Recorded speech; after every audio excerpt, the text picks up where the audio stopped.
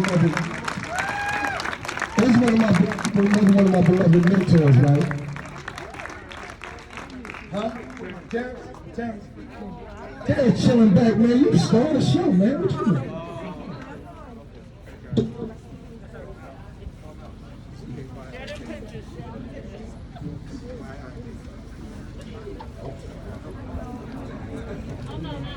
You got it? My brother Lance, right? I was probably a month into activism, and I'm walking down the street. I got hundreds of people following me, and I'm thinking about it. They kept tapping my shoulder. I was like, give the mic to this guy right here. I'm like, who's that guy? He's not getting this mic. So, man, when I passed that mic over to Lance, I was student. I was like this. So once again, man, every time I call him, he's available. All my big brothers are available. And these are the guys who show me and mentor me. So don't think that I just get it out of nowhere. I get a lot of advice and I get a lot of encouragement from the guys that did it before me. Lawrence Hamm. What do we want? When do we want it? What do we want? When do we want it? What do we want? When do we want it? No justice! No peace! No justice! No peace! No justice! No peace! No justice! No peace! There ain't gonna be no justice! There ain't gonna be no justice! There ain't gonna be no peace! George! Floyd! George! Floyd! George! Floyd! George! Floyd! Rihanna! Taylor! Rihanna! Taylor! Rihanna! Taylor! Rihanna! Taylor! Ahmad! Aubrey! Ahmad! Aubrey! What do we want? Justice! When do we want it? Now! Brothers and sisters, I'm so glad to be here with you today. Give my brother Tormel Pittman and his organization, give him a big hand for organizing this magnificent demonstration. The movement against police brutality is alive in New Brunswick, New Jersey. I'm so honored to be here with the brother of George Floyd, Terrence Floyd. Give him a big hand. Give him a big hand. And give him support. We say, what do we want? And we say justice. But what is justice? Beyond the slogan. Well, maybe we can come at it from this side, Bill Davis. Justice is not a civil settlement. Although a civil settlement may be necessary, but it is really not justice. You cannot put a price on a human life. I was glad to hear that Breonna Taylor's family got that civil settlement. But if you ask Breonna's mother, which would she rather have, the 12 million or her daughter, what would she say? What would she say? What would she say? What is justice? Justice is not merely arresting an officer. Justice is not charging him at the precinct. Justice is not being on trial. Justice is not even the conviction itself. You know what justice is? Justice is when these killer cops are in prison, just like you would be in prison if you kill somebody. Jail the killer cops. Jail the killer cops. Jail the killer cops. Jail the killer cops. Jail the killer cops. We want justice for George Floyd. Chauvin has been charged, but George was killed on the 25th of May. What is today? The 19th of September. He hasn't even gone to trial yet. I don't even know what people are celebrating about. Oh, he was arrested. Oh, he hasn't gone to trial yet. And I tell you something else. Just because he goes to trial does not mean that he's going to be convicted. I would put money down today. I would make a wager with you today that the $12 million settlement in the Breonna Taylor case may have been what they think might be some kind of payoff. They think that they could give the family of Breonna $12 million and then come back next week and tell us that none of the cops that killed Breonna Taylor 6 months after she was killed, shot to death in her bed, have been charged with anything. I say if they don't come back with any indictments that are homicide indictments, we need to turn this country upside down.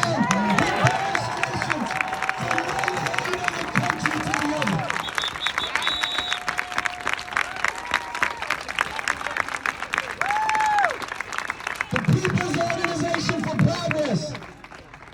We met on Thursday night, didn't we, Syed? And we voted. We voted. We said if that Attorney General, his name, by the way, is Daniel Cameron. I don't know if you know this, but he spoke at the Republican National Convention.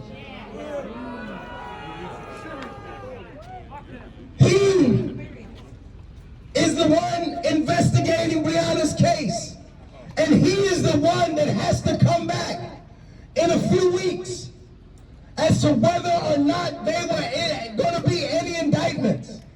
I believe that there will be no indictments. And if there are going to be any indictments, they're going to be slap on the wrist indictments. If I went into somebody's house, I want a policeman to come over here and witness. If I kicked in somebody's door and did not announce myself, and I started firing, and I killed somebody, I would be in prison right now.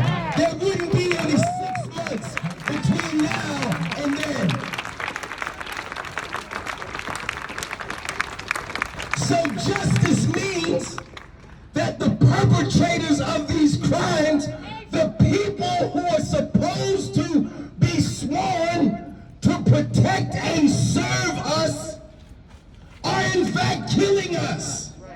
They are killing us in the street. A reporter asked me in Morristown the other day when I was marching with Black Lives Matter. She said, "Mr. Hamm, what has changed?" You know what I said? Not a damn thing has changed. Not a damn thing has changed. They still killing black people. This year, 164 black people have been killed by the police. The police in America kill more people in a year than the police in Great Britain killed in the entire 20th century. The police in America, on average, kill 1,000 people a year. And although black people are 13% of the population, we're 38% of the people that are killed by the police every year. And you know what? We're 48%. We're half of the unarmed people that are killed by the police every year. If this was happening to any other group, the whole thing would be turned upside down. But I got news for them. There's a new generation of young people in the street. They're not going to be quiet. They're not going to let it be swept under the rug. They're tired of racism. They're tired of police brutality. They're tired of excessive force. They're tired of the violation of our constitutional rights. They're tired of unjust arrests. They're tired of trumped up charges. They're tired of mass incarceration. And they ain't gonna take it anymore.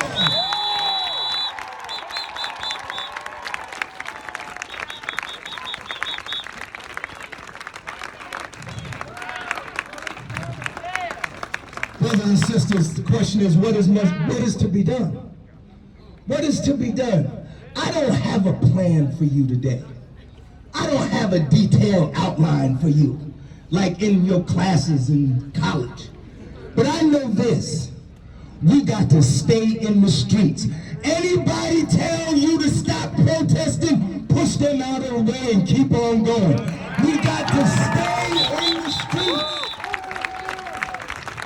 If there have been any changes, it's because we've been in the streets, and we have to stay in the streets.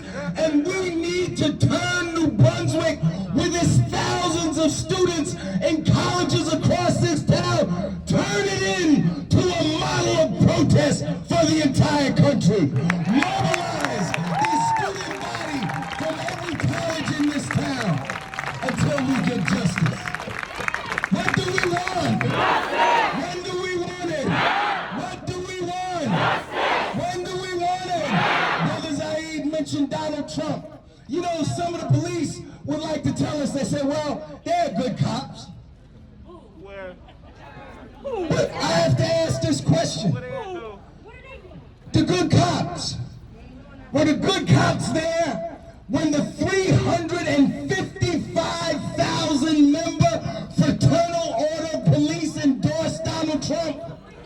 Were the good cops there when the New Jersey Police Benevolent Association endorsed Donald Trump?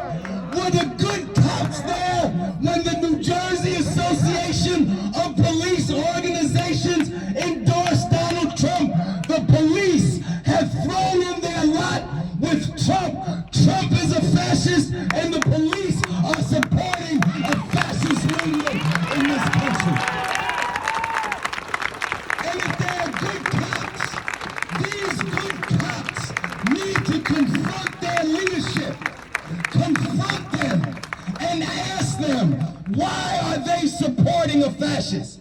They say they want community policing. They want a good relationship with the police and the community.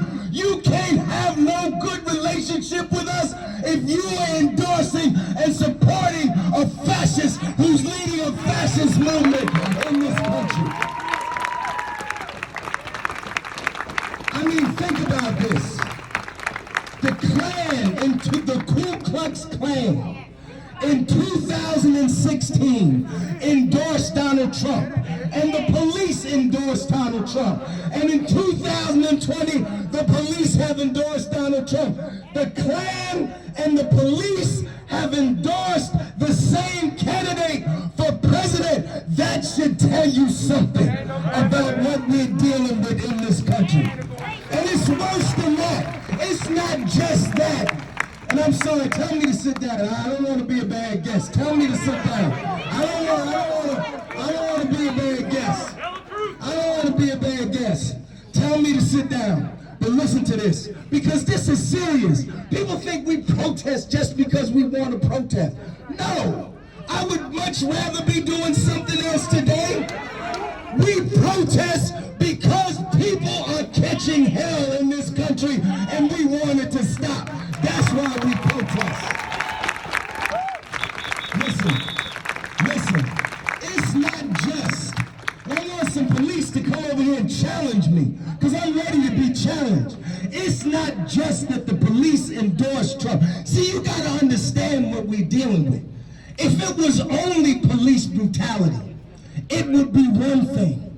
But the police brutality is part and parcel of a movement to subvert and overturn democracy in this country.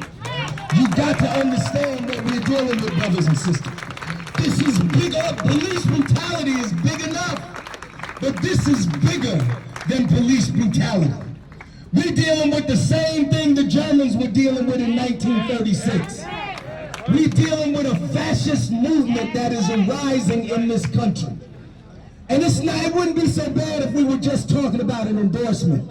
But do you know that since 2005, the FBI, the Federal Bureau of Investigation, has been coming out with reports, one after another. The FBI head just testified before Congress last week. And do you know what they say? They say that law enforcement at all levels in the United States, including the FBI itself, has been infiltrated by white supremacist organizations.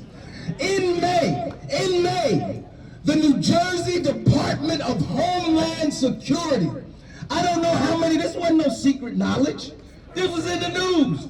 The New Jersey Department of Homeland Security issued a declaration in May that said the greatest threat to the peace and security of the people of this state were white supremacist terrorist organizations. There are 250 white supremacist terrorist organizations that advocate the violent overthrow of the United States government. And I'm telling you that they have positioned themselves. We may be facing the greatest constitutional crisis since the Civil War on November the 3rd. But I don't know about you. I ain't gonna let no fascists take over this country. I'm going to fight them with every ounce of energy, with all the strength in my body. All the strength in my body.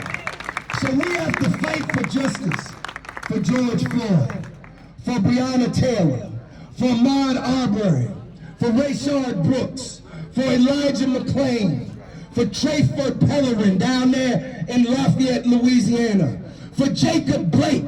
But we not only have to fight for victims of police brutality in Wisconsin and Louisiana and Alabama and Washington, D.C., we gotta fight for justice for victims of police brutality right here in New Jersey. We demand justice. We demand justice. Let me tell you, I was in this town 30 years ago marching for justice for Sissy Adams when Sissy Adams was killed. I was here 20 years ago when our brother Tormel was organizing justice for Barry DeLoach. This ain't the first time I've been in this town. Do you know that there are hundreds of victims of police brutality in this state every year? In Irvington, New Jersey, they shot our brother Abdul Kamal 15 times. What did he have in his hand? A cell phone. They shot Kashad Ashford. He was unconscious in the car. They shot him 4 times in the head. They shot Jerome Reed, hands up, don't shoot. They shot him 7 times at point blank range. Little Radaz Hearns, 14 years old, in Trenton, New Jersey. They shot him 7 times in the back. We don't have to go to Louisiana. We don't have to go to Wisconsin. We don't have to go to Minnesota. We can fight for justice for victims of police brutality right here in New Jersey. Right here in New Jersey. So what do we want? We want police review boards with subpoena power and investigatory power over all police forces in New Jersey. What do we want? We want body cameras for all police forces in the state of New Jersey. You know what else we want? We want laws that make it a felony for police to turn off their cameras or put their cameras down when they're in the midst of doing something wrong. You know what else we want? We want every time the next city council meeting in New Brunswick, I want all of you to fill up that building right there and demand that the city council outlaw the chokehold here in New Brunswick, New Jersey. You know what else we want? We want to end to no-knock warrants like they had when they kicked in Breonna Taylor's door. No more no-knock warrants. You know what else we want? Police should live in the same towns and the communities that they police.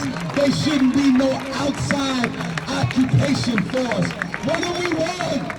We want justice. You know what else we want? We want an end to the bulwark of laws, department regulations, contract provisions, state laws, county laws, and federal laws that give police protection from prosecution that the average citizen does not have. We want an end to qualified immunity. unity for the police throughout the country. They got to have the same, they got to stand on the same bar of justice that we stand on. What do we want? We want justice. We want justice, and we want reform of the police. Not just reform. The police in America need to be totally deconstructed and reconstructed. You can't get justice from the police as they are currently constituted, brothers and sisters. You know what else we want? We want Congress to pass a national standard on the use of force, and if local police forces violate that national standard, they will lose all their federal funding. That's what we want. See, you got to get concrete. You got to get down. You got to know what you want. We know what we want. We want to end police brutality, and we know what the reforms are. So I urge you to keep, when Tormel gives the call, come out again. Come out again and again and again. Every time I pick up the newspaper, I want to read about a protest in New Brunswick. That's right. Every time, that's right. No more business as usual. As long as people are being shot down unarmed in the street like dogs, there ain't gonna be no business as usual. We're gonna disrupt. We're gonna do everything that Dr. Martin Luther King told us and taught us to do. We're gonna sit in. We're gonna wade in. We're gonna walk in. We're gonna stop traffic. Hell, we might lay down on airplane runways and stop planes from landing. We're gonna shut it down. Shut it down. Shut it down. Shut it down. And let me end with this. You must study. To be a revolutionary, you must have the synthesis of practice and theory. Talk to me. You must read about movements in the past, the things that they did good and the mistakes that they made, so that you can build a story. People say, well, we need a movement like in the 60s. No, we need a movement better than the one we had during the 60s. And you're qualified to do that. I challenge all of you to read all the books written by Dr. Martin Luther King, especially the one, Where Do We Go From Here, Chaos or Community. I challenge you to read all the speeches, not just the autobiography of Malcolm X. They'll give you that. That's a life story. No, read the political lessons that Malcolm gave you. And those are in Malcolm's speeches. Malcolm X Speaks, the book titled By Any Means Necessary. Malcolm X on Afro-American history.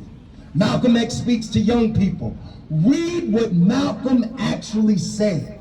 And especially, read what Malcolm said in the last year of his life. From the time he formed the Organization of Afro-American Unity until the time he was assassinated on February 21st, 1965. Read all of what Dr. King wrote, but especially those things that Dr. King wrote in 1967 and 1968, when Dr. King finally realized and said in his own work, what we need is a radical redistribution of power and wealth in America. That's a quote. That's a quote from Martin Luther King. What he said was that we needed a, quote, radical transformation of our socioeconomic system. Yes, we're fighting to end police brutality, but I have news for you. Police brutality will continue to exist as long as we have in place the current social system. A few weeks ago, I was standing right over there at a demonstration with Latino parents who are fighting to keep the school on Lincoln Street from being closed.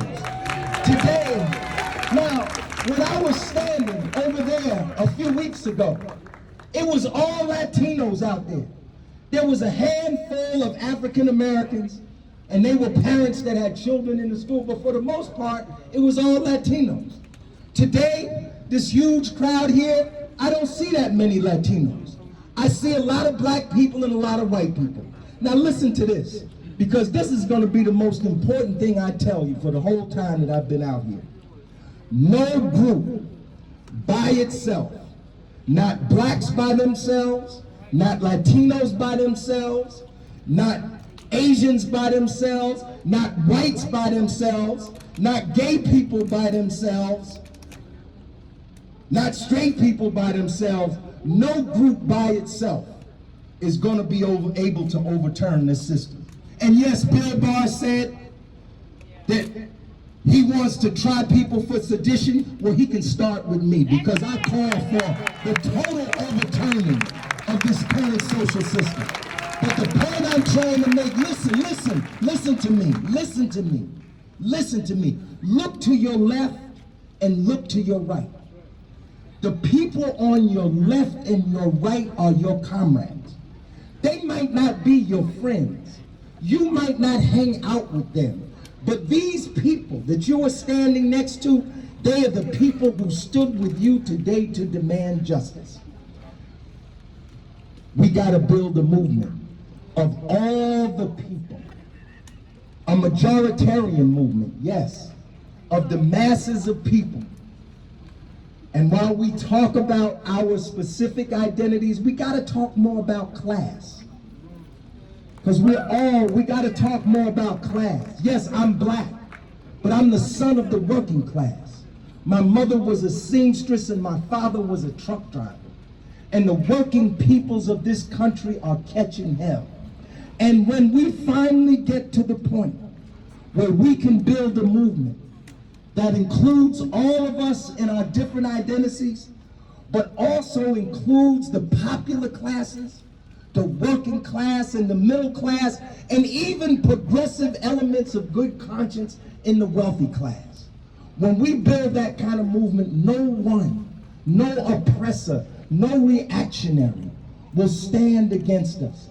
Even within the military and within the police, I stand here today and I call upon people of conscience in the military and in the police.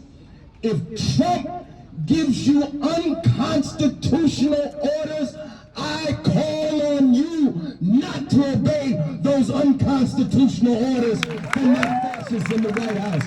Power to the people! Power to the people! Power to the people! What do we want? When do we want it? What's the solution? What's the solution?